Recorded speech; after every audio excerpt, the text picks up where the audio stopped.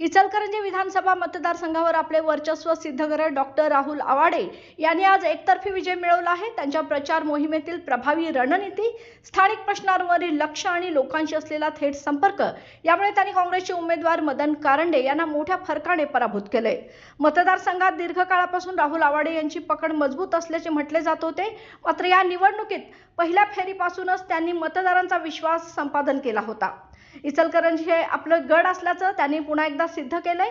राहुल आवाडे यांचा हा एकतर्फी विजय त्यांच्या कार्यक्षम नेतृत्वाचे प्रतीक ठरला असून इचलकरंजीच्या राजकीय इतिहासात एक नवा अध्याय लिहिला जाईल।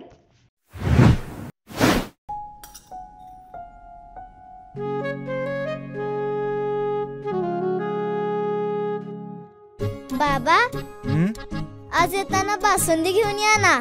अगं, कालच आपण आईचा वाढदिवस होता म्हणून आणली होती ना। ऐकलं, गोकुळची बासुंदी पुन्हा खावीशी वाटतेय।